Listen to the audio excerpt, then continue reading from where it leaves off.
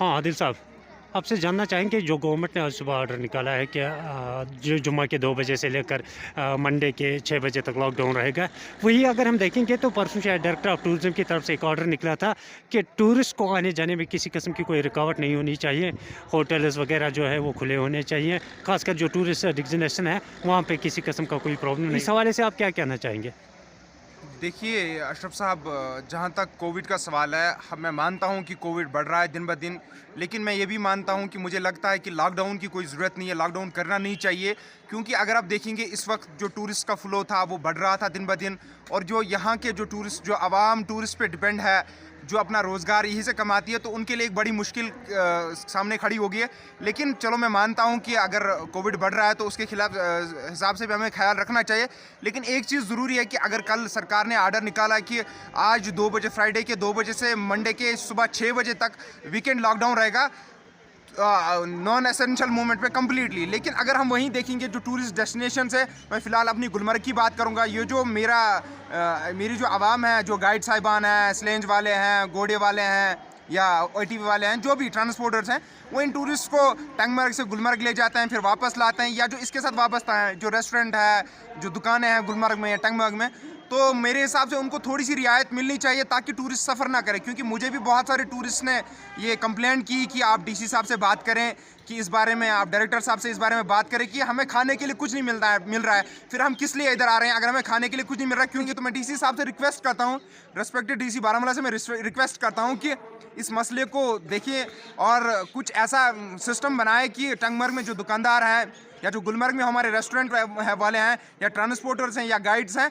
इनके लिए थोड़ी सी रियायत मिलनी चाहिए। मैं मानता हूं कोविड अप्रोप्रिएट बिहेवियर जो है या जो एसओपीज है कोविड के, वो स्ट्रिक्टली आप फॉलो करें, आप सैनिटाइजर्स का इस्तेमाल करें, आप मास्क 24/7 लगा के रखें, जब तक हम बाहर हैं मास्क लगा के रखें।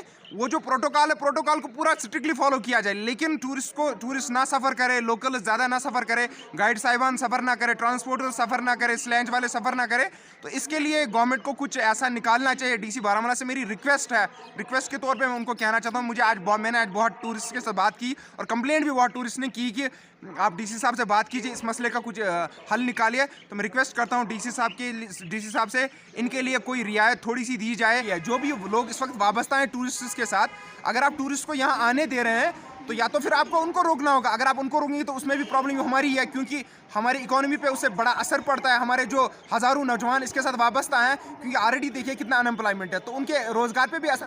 तो आपको लग रहा है आदिल साहब कि ये जो वीकेंड लॉकडाउन है इससे कोई फ़ायदा मिल सकता है हमें? मुझे नहीं है। देखो, वीकेंड लॉकडाउन के साथ तो मैं नहीं हूँ। मैं इस चीज़ के साथ हूँ कि अगर आप कोविड एसओपीज़ को स्ट्रिक्टली फॉलो करेंगे, अगर आप जो एंटी वायरल ड्रग्स है जैसे फेविपिरियर है, अगर आप उसको सफिशिएंट क्वांटिटी में अवेलेबल रखेंगे, अगर आपको सिम्टोमेटिक कोई पेशेंट दिखता है उसको आप पहले ही देंगे, मुझे नहीं लगता है सीवियरिटी ज़्यादा बढ़ेगी। तो गवर्नमेंट को इस चीज़ पे भी सोचना चाहिए। इस वक्त अगर इकॉनमी हमारी बूस्ट इस टूरिज्म की वजह से हो रही है, तो ये एक खुद ही गवर्नमेंट ऐसा स्टेप ले रही है। देखिए, कोविड तो मैं मानता हूँ ये कल को मुसीबत भी बन सकती है, लेकिन आप देखिए, आप एक्सपर्ट से एडवाइस तो लीजिए ना। मुझे नहीं लगता, क्योंकि अगर आप देखेंगे नासरुल हसन जो हमारे डॉक्टर इन्फ्लुएंजा के एक्सपर्ट है, उन्होंने कहा लॉकडाउन की कोई ज़रूरत नहीं है। तो अब मैं तो उनसे बड़ा एक्सपर्ट नहीं हूँ, कोई एडमिनिस्ट्रेटर उनसे बड़ा एक्सपर्ट नहीं है, क्योंकि डॉक्टर साहब तो वो है ना, डॉक्टर मैं नहीं हूँ। तो आपको उनसे भी पूछना चाहिए, एक एक्सपर्ट डॉक्टर्स की टीम बिठानी चाहिए। अगर वो कहेंगे स्ट्रिक्ट लॉकडाउन करना चाहिए तो कीजिए, हम नहीं रोकेंगे। अगर वो कहेंगे तो ज़रूरत नहीं है तो मत कीजिए। क्योंकि मेरे हिसाब से जहाँ तक लगता है, मुझे लगता है एंटी वायरल ड्रग्स जो है ना, फेविपिरियर वगैरह,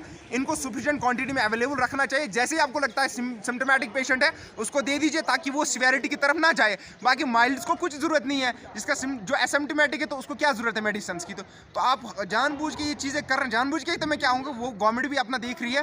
तो लेकिन आपको एक्सपर्ट्स को पूछना, ये तो कह रहा हूँ ना, गवर्नमेंट को एक्सपर्ट्स को कंसल्ट करना चाहिए। देखिए, अगर आप वीकेंड लॉकडाउन करेंगे, आप फिर मतलब आप खुद ही जो 6 दिन में 8 दिन में 6-7 दिन में जो काम होना था वो आप 4 दिन में करवा रहे हैं लोगों को, तो उससे तो भीड़ बढ़ जाएगी ना। अगर नाइट का आप लॉकडाउन करते हैं, नाइट कर्फ्यू लगाते हैं, तो उससे भी ओवरलोड हो जाता है। इसलिए एक्सपर्ट्स को कंसल्ट करने के बगैर ही ये सारी स्टेप्स लिए जा रहे हैं। लॉकडाउन देखिए, आज अरविंद केजरीवाल दिल्ली के जो चीफ मिनिस्टर हैं, उन्होंने वहाँ के एलजी को रिक्वेस्ट की है कि इस लॉकडाउन को पूरा खत्म ही कीजिए, मुझे लॉकडाउन यहाँ नहीं चाहिए। चाहिए, क्योंकि वो पता है वो एक्सपर्ट्स की उसके उधर बैठे हैं उनके एक्सपर्ट वहाँ, वो एक्सपर्ट्स को हमेशा कंसल्ट करें। मुझे लगता है इसी तरह से गवर्नर साहब को, जो जम्मू कश्मीर में इस वक्त एलजी साहब की सरकार है, एलजी साहब इस वक्त एलजी शासन है, तो उनको भी कंसल्ट करना चाहिए एक्सपर्ट्स को, ताकि वो उनको टाइम टू टाइम बताते चले कि किस तरह से आगे बढ़ना है, क्या ज़रूरी है क्या ज़रूरी नहीं है। वीकेंड लॉकडाउन करेंगे तो इससे आप ओवरलोड करते हैं, उन 4 दिनों में ज़्यादा बैंक में भी भीड़, सब जगह भीड़, मार्केट्स में भी भीड़, जो काम होते हैं लोगों के तो काम होते हैं, लोग तो अंदर ही नहीं बैठेंगे, और ऊपर से लोग पिछले 3-4 साल से तो लॉकडाउन में ही है, यहाँ तो सफ़र ही कर रहे हैं लोग उसके बगैर। कि अगर आप लोगों को थोड़ी सी राहत की सांस मिल रही थी। चलिए, कश्मीर क्राउन के साथ बात करने के लिए आपका शुक्रिया आदिल साहब। बहुत बहुत शुक्रिया अशरफ साहब, थैंक यू।